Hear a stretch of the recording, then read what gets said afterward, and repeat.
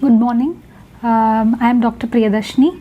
Today we are going to discuss the questions which were asked in the recent NEET PG which was conducted on September 11th. So we'll discuss the questions one by one. Before discussing the questions, I want to tell a brief analysis of about the NEET PG questions asked from dermatology. Dermatology, it's a short subject, so around 10 to 12 questions were asked from this subjects, which were roughly around 5%, which is usual for a short subject. And out of this 10 to 12 questions, 2 to 3 STD questions were there, so you can't leave STD before going to exam. Almost 2 to 3 questions will be there in each and every exams for sure. So this is very important part in dermatology. And next thing is the questions asked were mostly of clinical scenario rather than one-liners or any simple questions. So you have to prepare your preparation according to that. And the questions were mostly similar to the questions asked in INICET July session. So you need not prepare in a different way for different exams. You have to make your concepts clear for giving any exam, be it NEET or INICET. And all the questions mostly asked were from the same topic, same important topics which they had asked previously. So this is the overview of about the questions asked in dermatology in this NEET exam. And this is the question breakup. One question was asked from immunobullous, so it is a very important topic. 1 or 2 questions always come from this topic. And two questions asked from nutritional. Usually they don't ask much from nutritional. Few important topics like pellagra, vitamin A deficiency is there, so they can ask from that. And other miscellaneous topics can also come from these nutritional topic.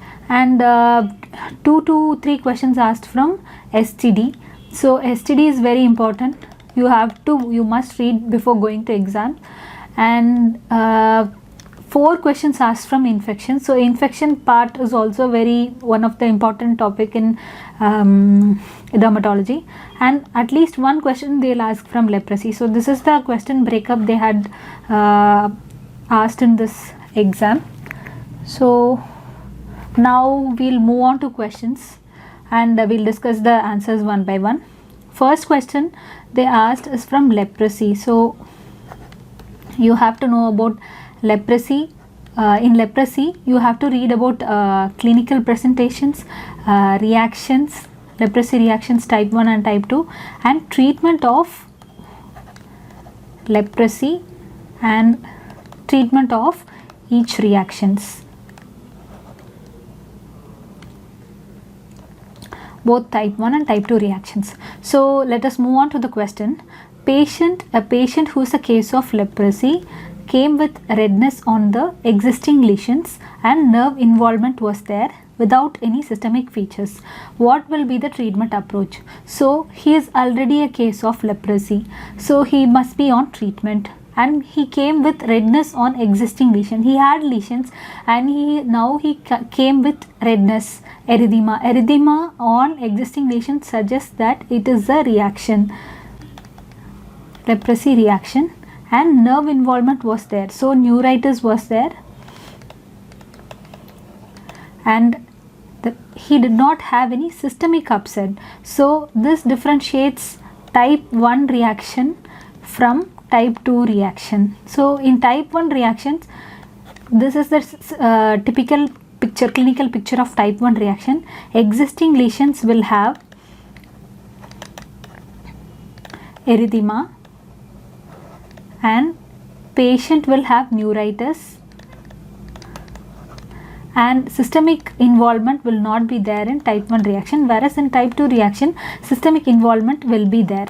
So this is a case of type 1 reaction. And how do you approach this? So there were 4 options given: stop, ALT and start, thalidomide, continue ALT and start thalidomide, stop ALT and start steroids, continue ALT and start steroids. In any case, for a case of leprosy with reaction, we need not stop ALT. So option A and C is ruled out. Continue ALT will be the right answer, and start thalidomide and start steroids. So thalidomide, it's the drug of choice in case of type 2 reaction. So which is the drug which is commonly used for type 1 reaction is steroids. So this is the drug which is used. So option D will be the correct answer. So you have to continue the anti-leprosy treatment and you have to start steroids. This is for type 1 reaction. So you have to know the basic difference between type 1 and type 2 reaction. Type 1 is a type 4 hypersensitivity reaction and type 2 reaction is a type 3 hypersensitivity reaction. This will occur within few months after treatment due to regain of immunity. And the lesions, how do the lesions present is, existing lesion will become red, tender and painful, and patient will have neuritis. They may have fever and constitutional symptoms will be there, but there will be no systemic symptoms will be there. So in type 2 reaction, it also occurs after treatment due to regain of immunity and due to upgrading reaction only. And the lesions, multiple painful red nodules which occurs in crops and resolves within 24 to 48 hours with pigmentation. So these lesions are typically known as erythema. These lesions which occur in type 2 reactions, they are multiple nodules, is called as erythema nodosum leprosum, ENL lesions. So this will occur, this is a typical finding, clinical finding in case of type 2 reaction, and in this also patient will have fever and neuritis, and mainly this is a differentiating feature. Patient will have systemic symptoms. And how do you treat a case of reaction is, in mild cases, both type 1 and type 2 reaction, you give non-steroidal anti-inflammatory agents, and in severe cases the agent of choice for treating a type 1 reaction is systemic corticosteroids. And you should also know the dose dose of systemic corticosteroids in type 1 reaction. Usually prednisolone or methylprednisolone is given.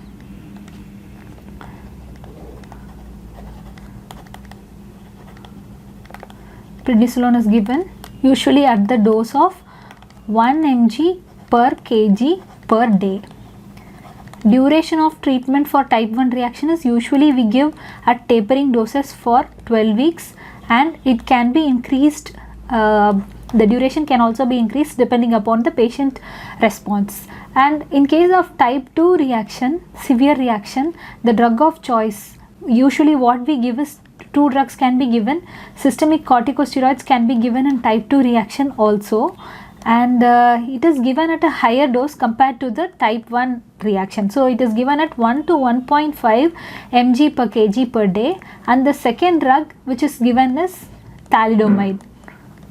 Thalidomide is the drug of choice. Usually ENL, this type 2 reaction responds within 48 to 72 hours after starting thalidomide. So this is also one of the treatment option for type 2 reaction. So this is about leprosy reactions. So this is a classical case of type 1 reaction. The patient already had a leprosy lesion, hypopigmented patch, and the plaque, erythematous plaque is there.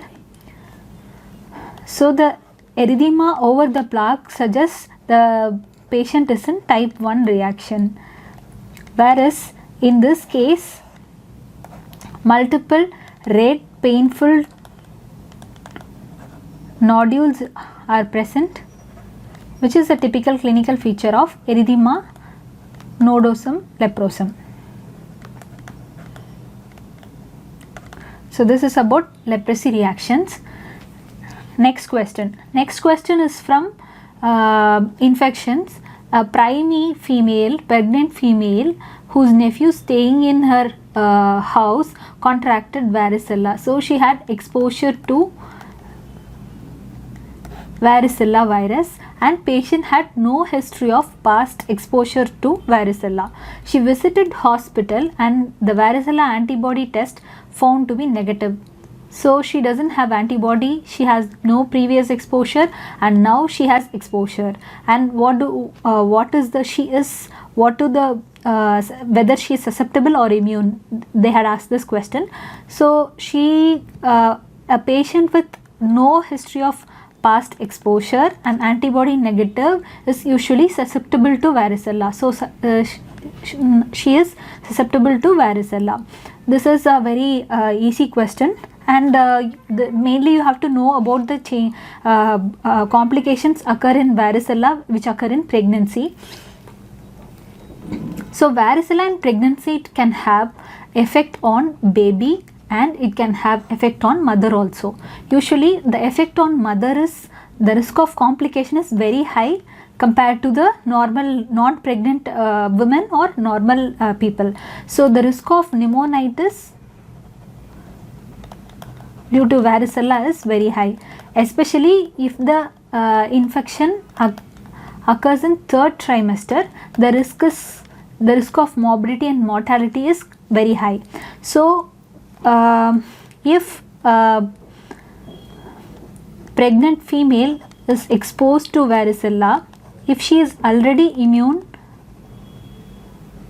if she has already passed exposure, and or if she is vaccinated, or if she is immune, no need to worry. If she had no history of no past exposure, what we can do is, after exposure within 72 to 96 hours, you can give varicella zoster immunoglobulin. So this can prevent maternal varicella in case of exposure to varicella. In case if she is not exposed to varicella in the past, and if she had exposure now, and if she had symptoms, then we can start her on acyclovir. Acyclovir is the drug of choice for varicella. It is luckily a pregnancy category B drug, so you can start her on treatment directly. So this is about treating the patient of varicella in pregnancy. And vaccine for prevention in varicella in pregnancy, vaccine is contraindicated in pregnancy because it is a live attenuated vaccine. So you have to give only varicella zoster immunoglobulin for prevention. So this is all about treatment. And the effects on baby. The effects on baby will have two different features. If the mother contracts varicella between 9 to 28 weeks of pregnancy, usually in the first and second trimester, then it leads to a condition called as fetal varicella syndrome. And if the mother contracts varicella in third trimester or towards the end of delivery, then it leads to varicella like picture in neonates called as neonatal varicella.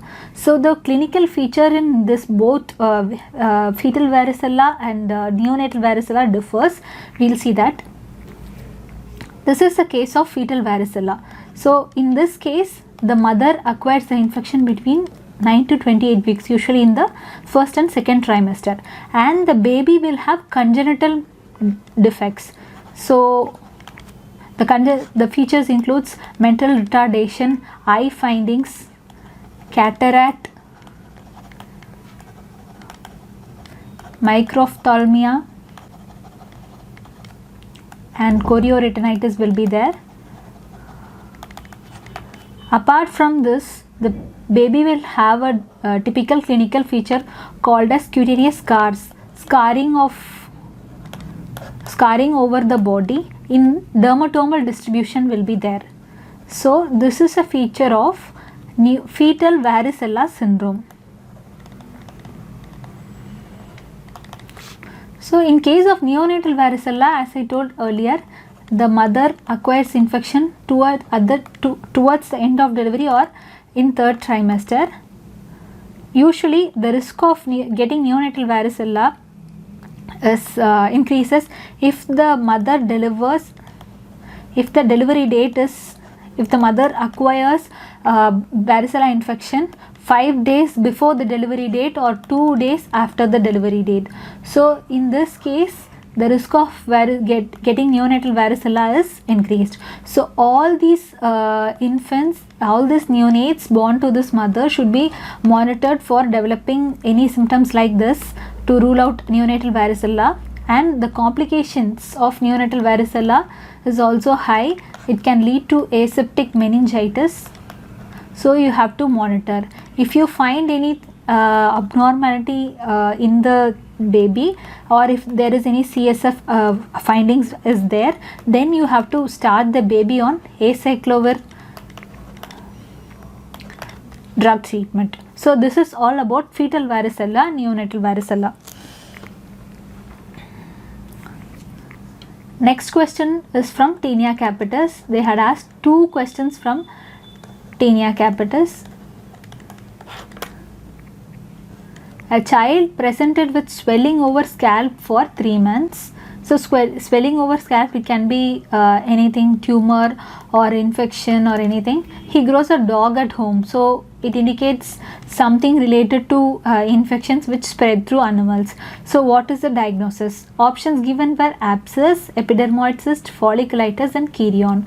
So out of this, most probable diagnosis is chorion. Chorion is a type of Taenia capitis. We will see the clinical presentation and features. So Taenia capitis, it is the fungal infection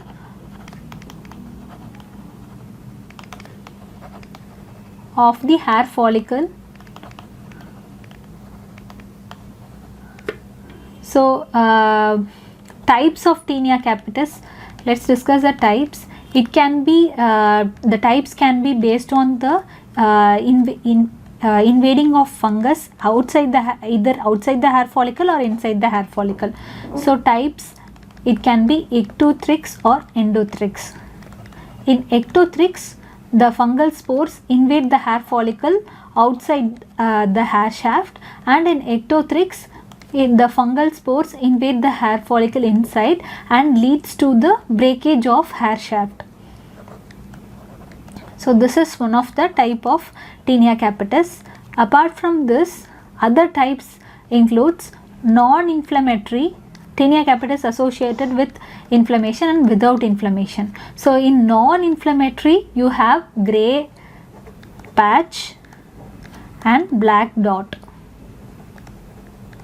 Grey patch Taenia capitis and black dot Taenia capitis. And in inflammatory, you have 2 conditions, chorion and Fabers. This is usually associated with inflammation. And other types, other rarer types includes alopecia areata like and agminate folliculitis type. So these are the types and classification of Taenia capitis. Now let us see the causative organisms. Causative organisms. Usually fungal infections of skin and hair is caused by 3 species: Microsporum, species Trichophyton and Epidermophyton. So this Epidermophyton, usually it will not involve hair, it will not affect hair. So Taenia capitis is mainly caused by Microsporum species and Trichophyton species. Out of this, ectothrix and endothrix is caused by different species. Usually ectothrix is caused by Microsporum species and endothrix is caused by Trichophyton species. In Trichophyton, Trichophyton tonsurans and Violatium, TV. So this can be remembered with the mnemonic TV. Endothrix is caused by tonsurans, Trichophyton tonsurans and Trichophyton Violatium. Microsporum species Café G. Canis, Ordini, Ferruginum, Equinum and Gypsum. This causes ectothrix. Apart from this, the inflammatory types, Chirion. Chirion is caused by Trichophyton, Mentagrophytes,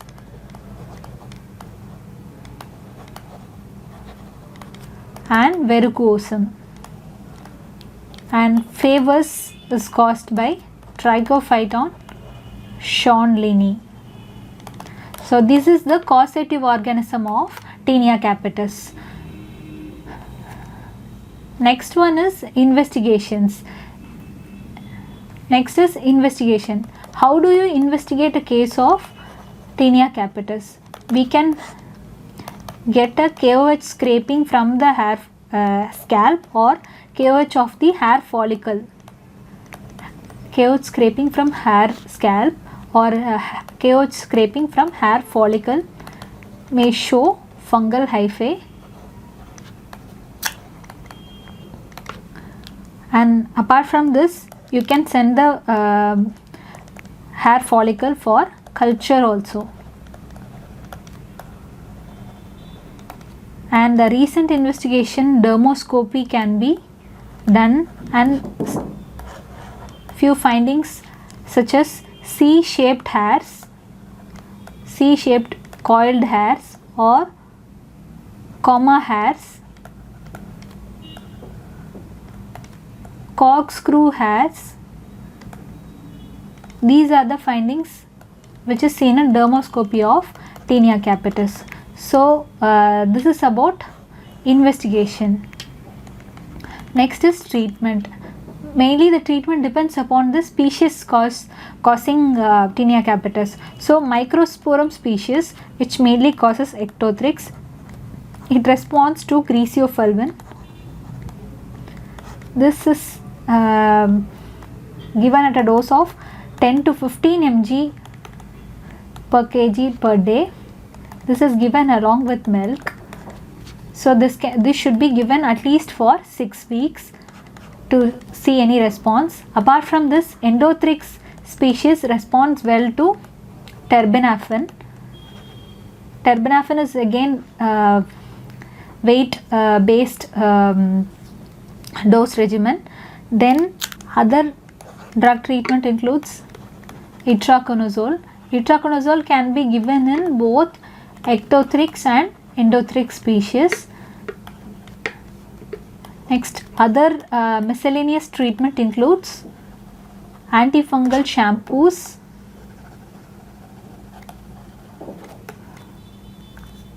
or selenium sulfide shampoos. Mainly these shampoos are given to stop transmission from one person to other person rather than treating the patient. So main drug of choice is either griseofulvin in case of ectothrix and terbinafine in case of endothrix. So this is about Taenia capitis. Next question is also from Taenia capitis. A patient of Taenia capitis presented to OPD. On examination, hair perforation test was positive, and what could be the possible etiology? So you should know the type of name of species which causes this hair perforation test positive, which is nothing but Trichophyton mentagrophytes. So we will see about hair perforation test.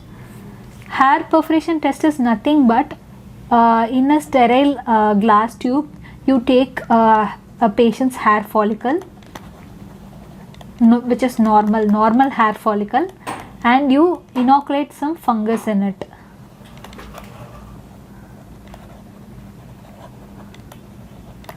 This is allowed to grow for 4 weeks. Then it is stained with this lactophenol blue. Hair follicle is stained, and if we see some small perforation in the hair follicle, then this hair perforation test is positive. This is mainly done by hair perforation is mainly done by Trichophyton mentagrophytes not Trichophyton rubrum. So this is a test which is used to differentiate between Trichophyton mentagrophytes and Trichophyton rubrum. So hair perforation test will be negative in case of Trichophyton rubrum and positive in Trichophyton mentagrophytes. So the answer for this question would be Trichophyton mentagrophytes. Next question is from keratotic follicular disorders. So a patient presented with lesions shown in the picture below like this, papules in the keratotic papules in the extensor surface,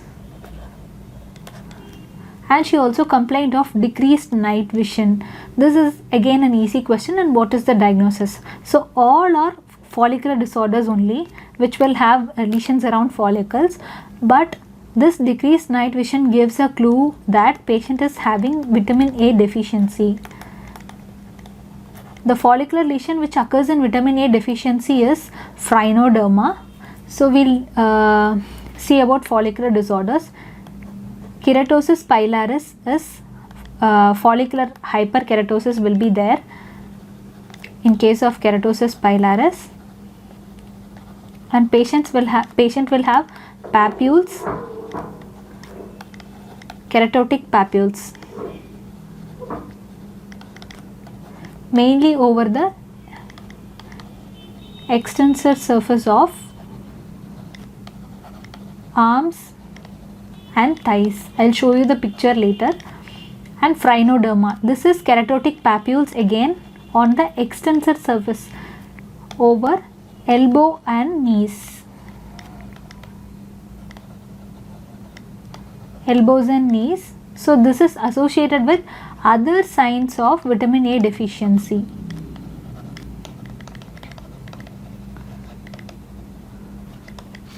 And next is lichen spinulosus. Again, patient will have keratotic papules, but as the name indicates, spinulosus, patient will have more spiny papules compared to the other keratotic follicular disorders. Next is pityriasis rubra pilaris. It is a papillosquamous disorder. Patient will have scaly plaque which will be reddish to orangish, and along with that follicular prominence will be there. I'll show you the pictures and explain again. So in first picture what you see is keratotic papules, extensor surface which are present on the extensor surface of arms. This is called as keratosis pilaris. Mainly occurs in young age, and this is on the extensor aspect of elbow. So this is phrinoderma. This I told, spine like projections, lichen spinulosus. This is case of pityriasis rubra pilaris. Patient will have orangish to reddish plaques will be there, and in some places you will have follicular prominence also.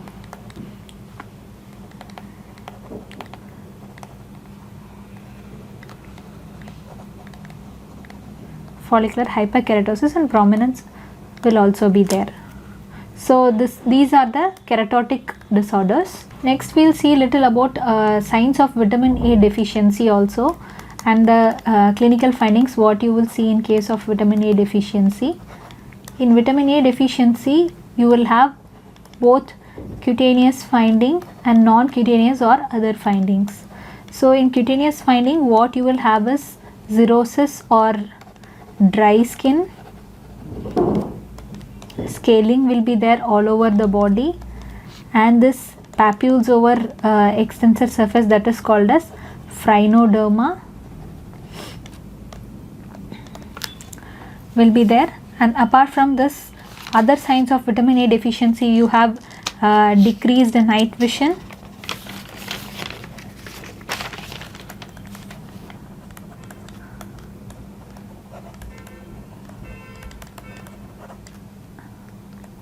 conjunctival spots, corneal ulcers, which can also lead to blindness. This can also be there.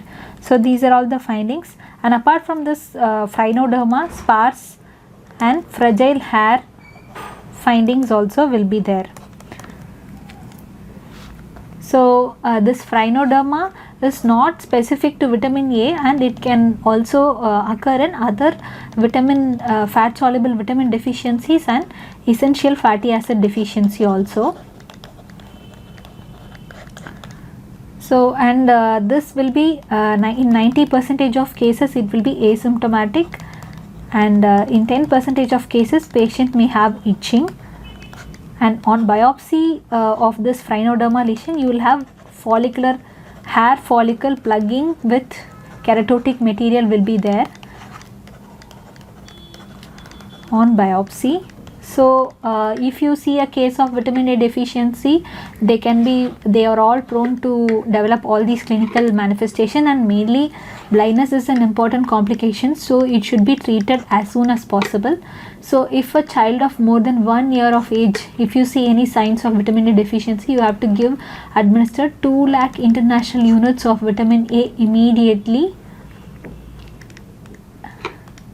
and 2 lakh international units of vitamin A can be given 1 to 4 weeks after the first dose. This is the treatment, and vitamin A is usually available in the government supplementation as vitamin A syrup.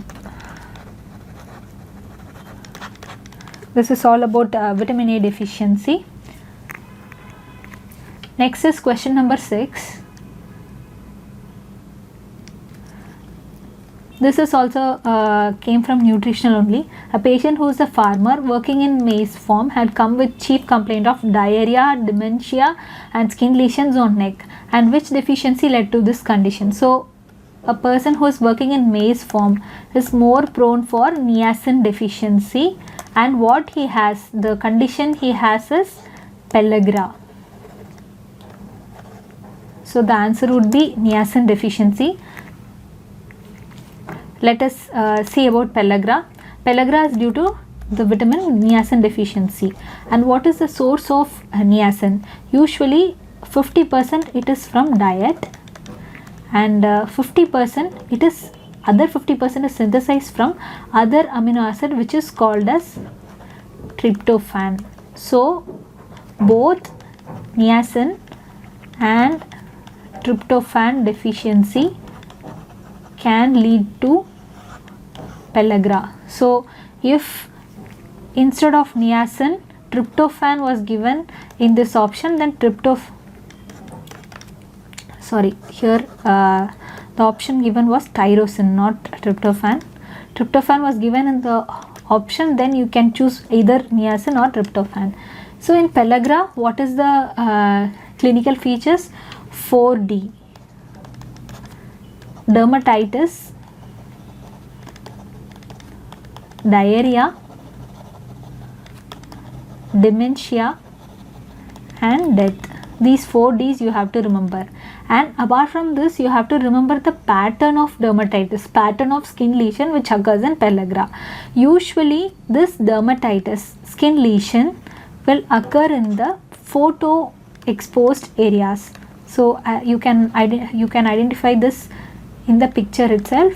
Mainly the lesions are constricted to the confined to the photo exposed areas, and it will be intermittent, and it only aggravates when the patient is exposed to sun exposure, and it is painful also, and it is itchy. So itchy scaly plaques over photo exposed, painful plaques which occurs intermittently and that occurs over the photo exposed areas. This is the typical feature of dermatitis which occurs in case of pellagra. Apart from this, patient may have mucosal findings also, which includes glossitis will be there, and mucositis will be there, and rectal mucosa will have perirectal sores. So this is all about clinical feature which will be seen in case of pellagra, and how do you treat niacin supplementation can be given in case of pellagra. And one more important finding what you see here, this finding scaly plaque around neck, it is called as Kesal's necklace, and around hands it is called as gauntlet of pellagra.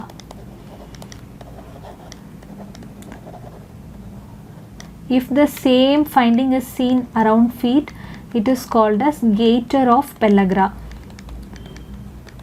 So these are the three names you have to remember in case of pellagra. And one more important differential diagnosis for this is, this would be actinic dermatitis, which occur again in sun exposed areas due to sun damage. And other differential diagnosis would be porphyria, which is again a disease which occurs in sun exposed areas. So this is all about pellagra you should know. Next question is from immunobullous disorder. A patient presenting with flaccid bullae on the skin which ruptures on touching, and biopsy showed suprabasal split. What is the diagnosis? So this is a very easy question. The diagnosis is pemphigus vulgaris. So flaccid bullae suggests it is an intraepidermal bullous disorder. Immunobullous disorder, I will discuss the answer. Suprabasal split is seen in case of pemphigus vulgaris. So immunobullous disorder, it is a huge topic. I'll brief it few of the important points.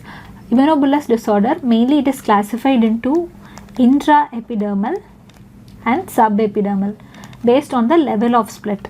So in intraepidermal, the level, it can be suprabasal, just above the stratum basale, or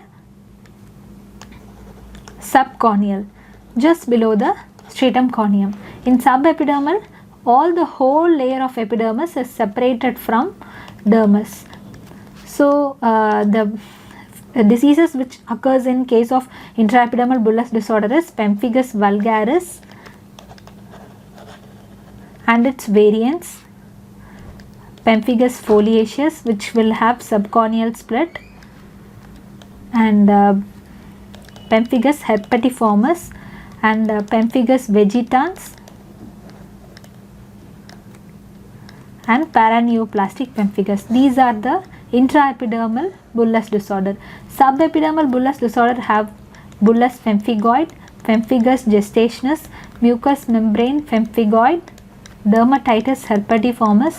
These are the few disorders which will come in subepidermal bullous disorder.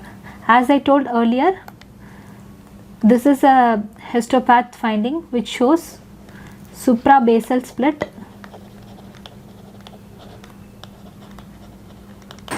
with acantholysis, separation of one keratinocyte from other. Acantholysis is seen in case of intraepidermal bullous disorder, and in case of subepidermal bullous disorder, the whole of the epidermis is separated from the rest of dermis. So this is a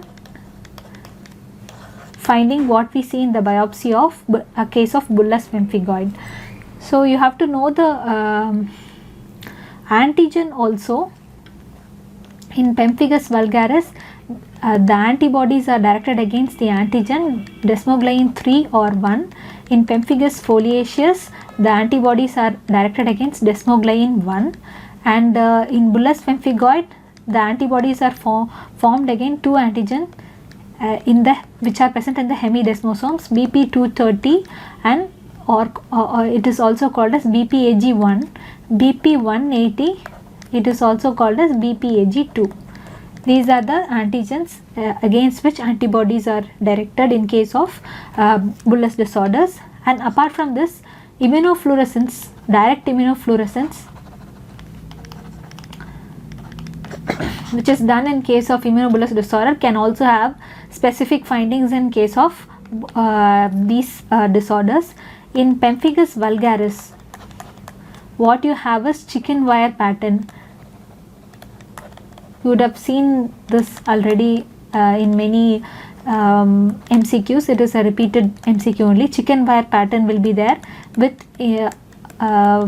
immunoglobulin deposits around keratinocytes will be there, and in case of bullous pemphigoid you will have linear deposits of IgG, IgE and IgM C3 will be there at the dermoepidermal junction. This is a direct immunofluorescent finding of both intraepidermal and subepidermal bullous disorder. So next question is, a female who is married for 4 years and taking treatment for infertility. So she gives history of non-foul smelling, non-itchy white discharge for 2 days. Her menstruation happened before 13 to 14 days, and what is the diagnosis? So this is again an easy question only. She is taking treatment for infertility, okay. Non-foul smelling and non-itchy white discharge, it's shows something physiological, and 14 days after menstruation she might have had ovulation and the discharge is due to ovulation, so it is a physiological discharge. And this, if you see only this non-foul smelling, non-itchy white discharge, it can occur in both of this condition, physiological and bacterial vaginosis, but sometimes patient will have some amount of symptoms, or this will not have follow any pattern in case of if the patient is infected with bacterial vaginosis. So in this patient, she clearly had menstruation before 14 days and now she is having a discharge. So this can be only physiological. So we'll discuss the causes of vaginal discharge. Vaginal discharge, the causes can be non-sexually transmitted or sexually transmitted. First, in non-sexually transmitted, the reasons for vaginal discharge includes pregnancy, menstruation, ovulation, which is all physiological. Apart from this, any foreign body in the reproductive tract, and cervical or uterine tumors, fibroids, polyps, all these can have discharge, and all these are non-sexual cause. Sexually transmitted cause of vaginal discharge includes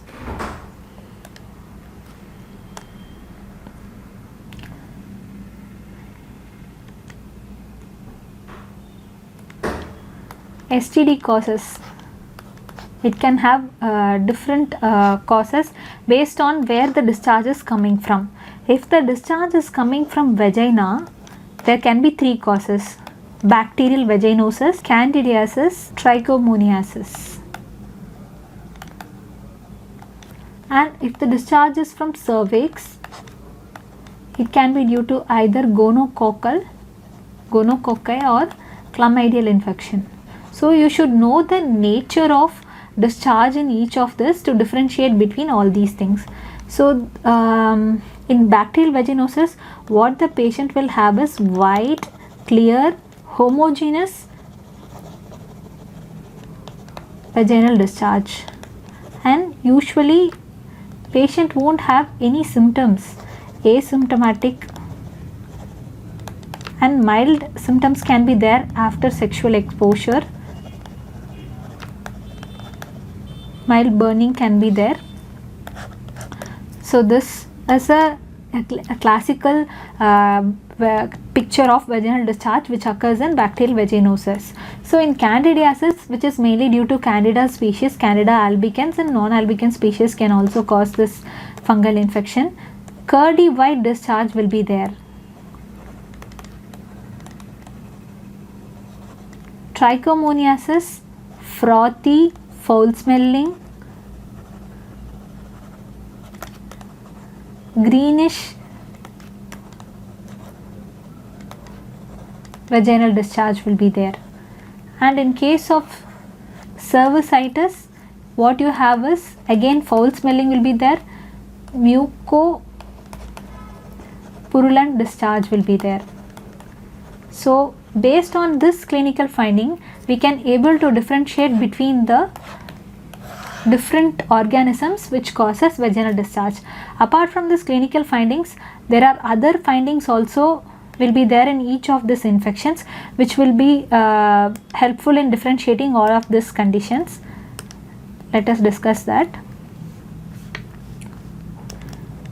In bacterial vaginosis, nature of vaginal discharge we had already seen. pH, it will be more than 4.5. Here in this 4.5 to 5.5 normal vaginal pH will be maintained. Here also it is pH will be more than 4.5, and here adding KOH will lead to fishy odor. This is called as amine test. This will be positive in case of bacterial vaginosis, and on taking a gram stain from this discharge, it can have multiple bacilli. Usually the number will be 100 to 1000 times more than the normal lactobacilli which is normally present in the vagina, and multiple cocci bacilli will be there. And in Canada, if we do a KOH mount, we can have fungal pseudo hyphae will be there. And in Trichomonas, we can do wet mount, which can show motile Trichomonas species. And then to diagnose cervicitis, usually cervicitis in vaginal smear, you won't find anything in vaginal smear because the pathology is in cervix.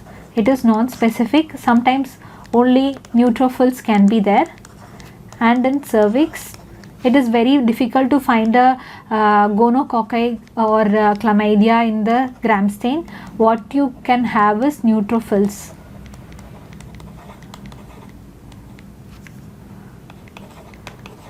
Apart from this, on examination of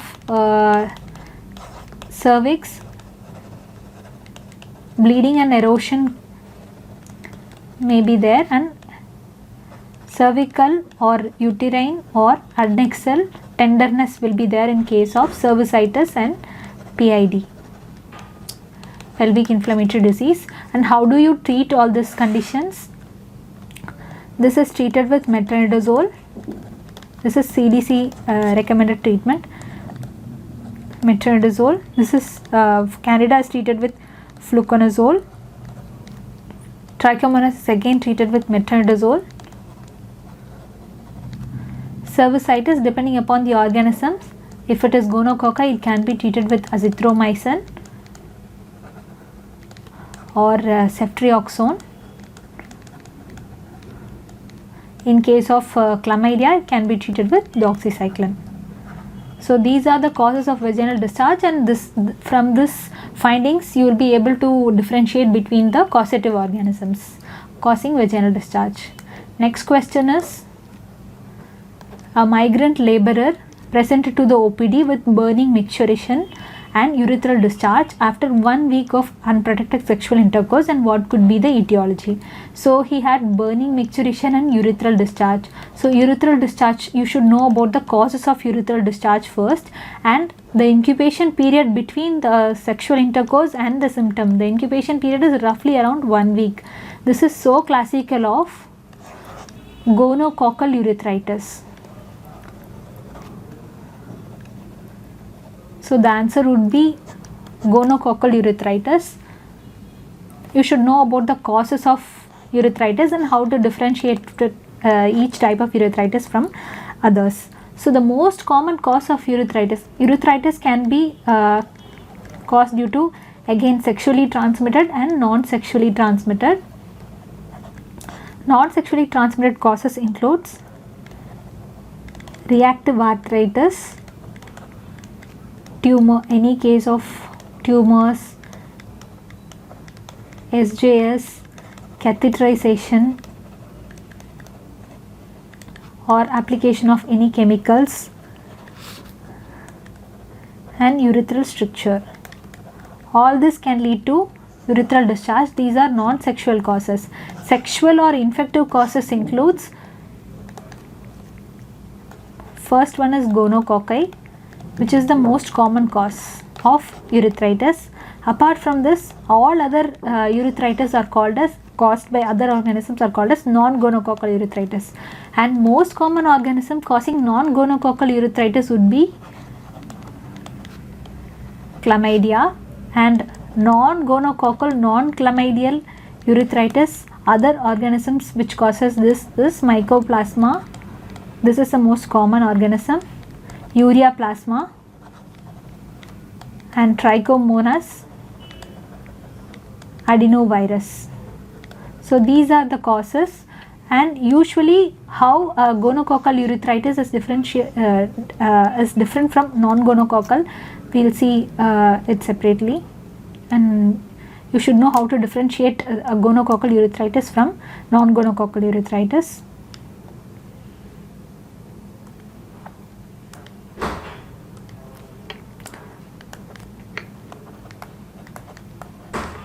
Gonococcal urethritis is mainly caused by this gonococci, which is a gram-negative cocci, and non-gonococcal, as I told earlier, main causes chlamydia. Apart from this, mycoplasma, ureaplasma, trichomonas vaginalis and adenovirus are the other few causes. So clinical feature, usually the incubation period here is between 5 to 7 days.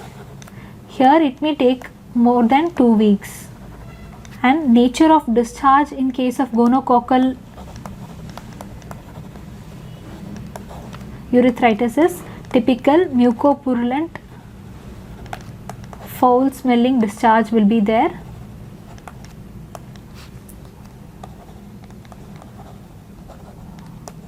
Here the discharge will be more serous, watery will be there, and it is also associated with itching.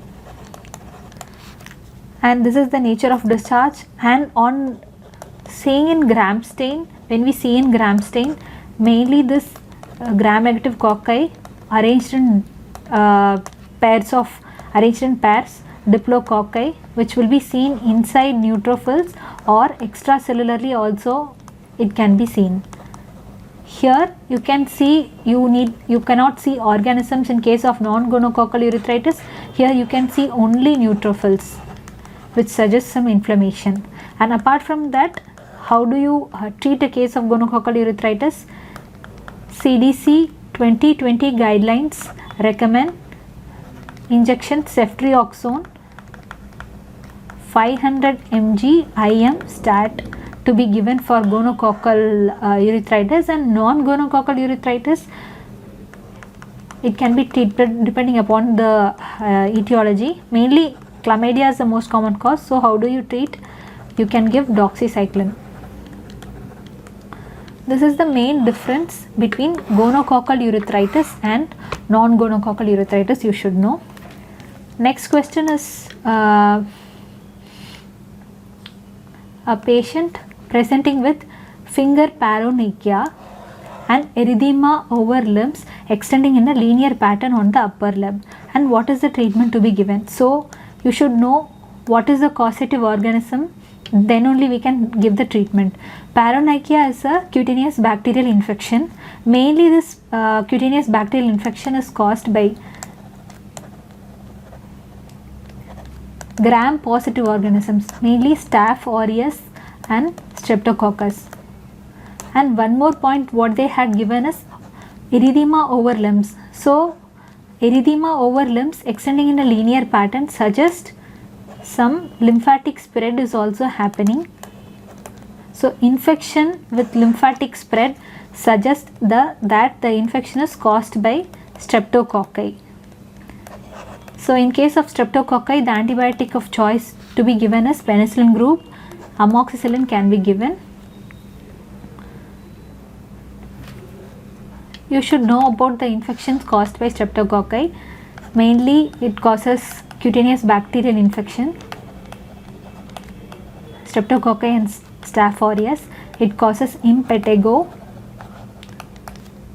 The patient can have honey colored crest in case of impetigo, and it can cause folliculitis.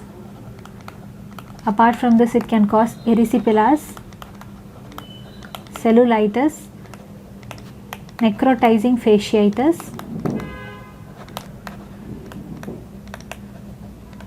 All these are cutaneous bacterial infections caused by streptococci. Dactylitis, paronychia, other ulcers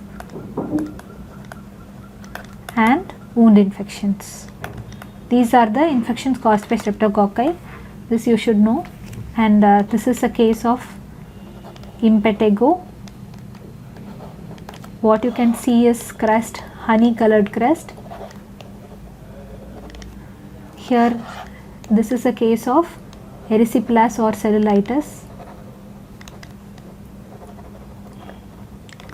This is a case of necrotizing fasciitis.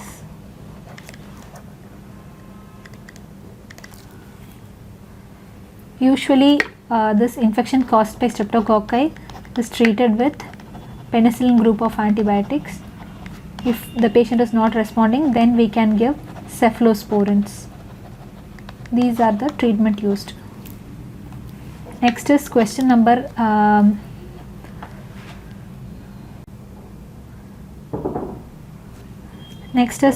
question number 11. A truck driver with complaint of painless indurated genital ulcer after unprotected sexual intercourse, and the causative agent, motility of the causative agent can be detected by. So this is a two-step question. In the first step, you have to diagnose what is the diagnosis, then how do you detect this organism. So a truck driver, this keyword indicates high risk behavior group.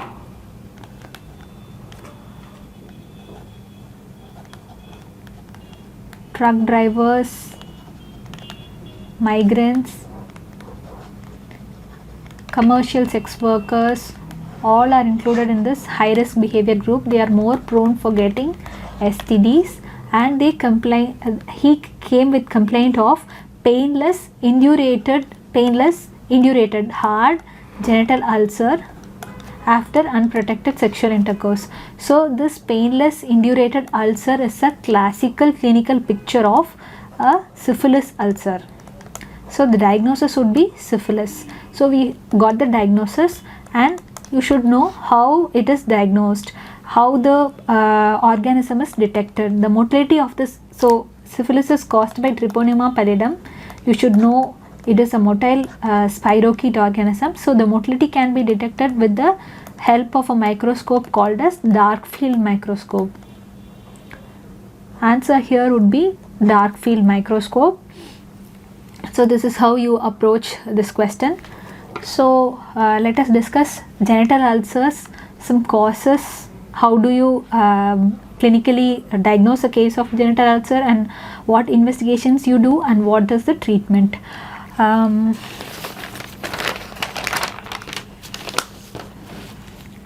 Mainly this genital ulcer, again it is caused by, first we will discuss the causes. It is caused by sexually transmitted organisms and non-sexually transmitted causes, non-sexual causes. Non-sexual causes of ulcer includes traumatic ulcer, Behçet's disease can cause ulcer, sarcoidosis sometimes can cause ulcer over genital area. These are the causes of non-sexual causes of ulcer. Sexually transmitted causes includes syphilis, chancroid, herpes simplex virus, lymphogranuloma venereum and donovanosis.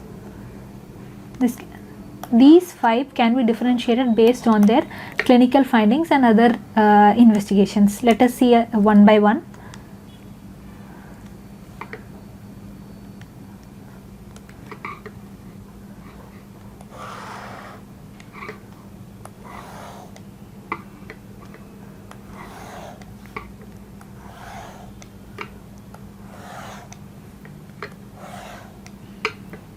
First is syphilis ulcer, next is chancroid, HSV, LGV and Donovanosis. Pain is a feature of chancroid and HSV.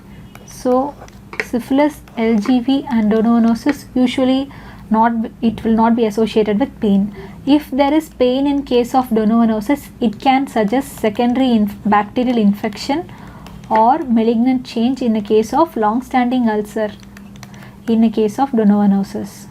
So usually the differential diagnosis for painless genital ulcer includes syphilis, LGV and Donovanosis, and painful genital ulcer includes chancroid and HSV. And examination of lymph nodes, inguinal nodes. Nodes will be there in case of syphilis and chancroid. Here the nodes will be painless, and the lymph nodes enlargement in syphilis it is called as Shorty nodes, and in HSV again you will have lymph nodes. Painful lymph nodes will be there only in case of secondary infection. And in LGV, lymphogranuloma venereum, ulcer is only a minor feature in case of LGV. So lymph node is a major important clinical finding in case of LGV. And in Donovanosis, usually lymph node will not be there, but the soft tissue growth or the presence of ulcer over the inguinal region will leads to this enlargement and granulation, presence of granulation tissue above and below the inguinal ligament, which can lead to lymph node enlargement like appearance called as pseudobubo. So the actual bubo is present in case of chancroid. This is by this clinical finding we can be able to differentiate all 5 ulcers clinically, and you should know the causative organisms of all these ulcers. Syphilis is caused by Treponema pallidum, which is a motile spirochete. This is caused by Haemophilus ducreyi, which is a gram-negative coccobacilli, and HSV is caused by herpes simplex virus. Herpes genitalis is caused by herpes simplex virus. LGV is caused by L1, L2, L3 species of Chlamydia trachomatis.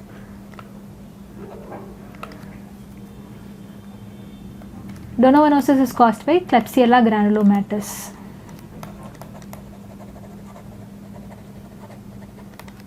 And these are the organisms. You should know about incubation period. The classical MCQ incubation period of syphilis is 9 to 90 days. Chancroid it is usually between 1 to 14 days, usually around 7 days. This is also around 2 to 7 days. And LGV it is around 3 days to 3 weeks. Donovanosis it is around 3 days to 3 months. This is the incubation period. And on investigation, what is the investigation you do for all these ulcers?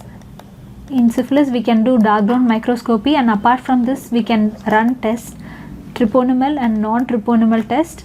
Non-treponemal test includes VDRL and RPR. Treponemal test includes TPHA, FTA, ABS to diagnose syphilis. And apart from this, chancroid you can do gram stain, which will have organisms in school of fish appearance.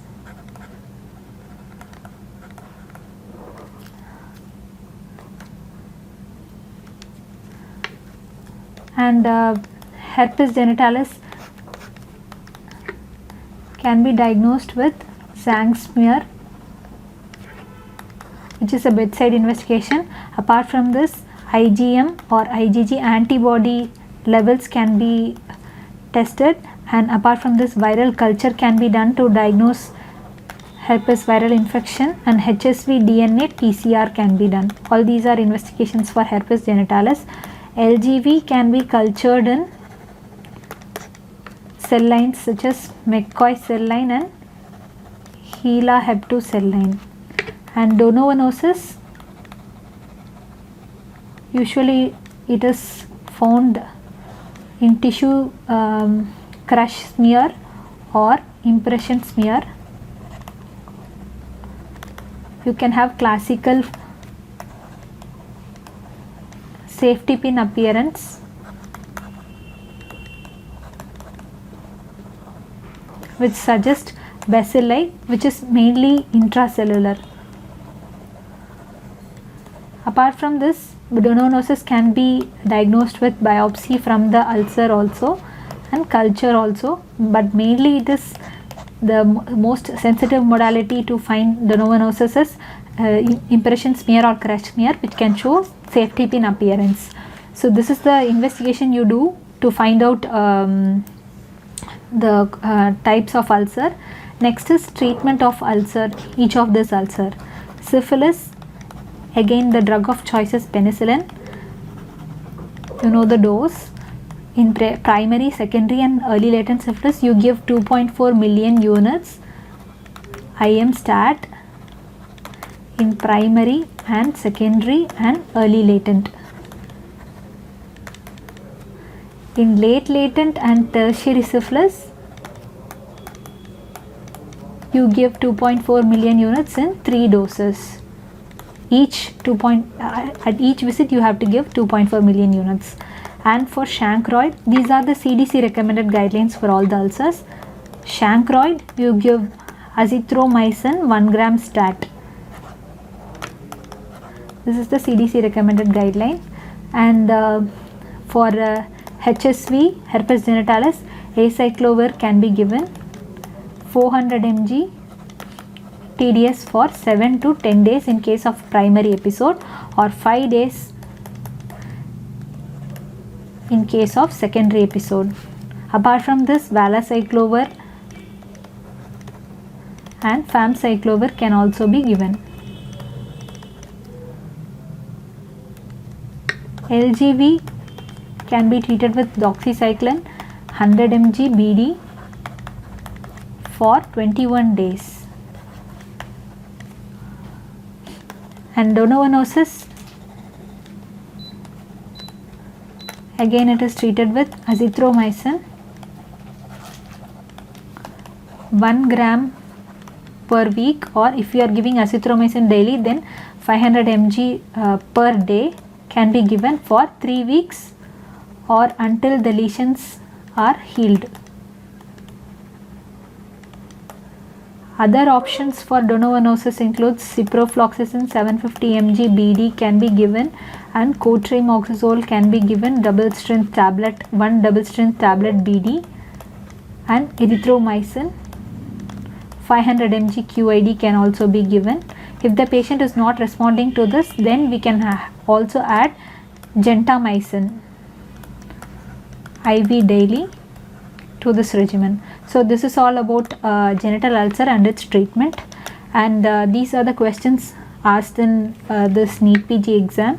So I hope this was helpful, this session was helpful to all of you. Thank you.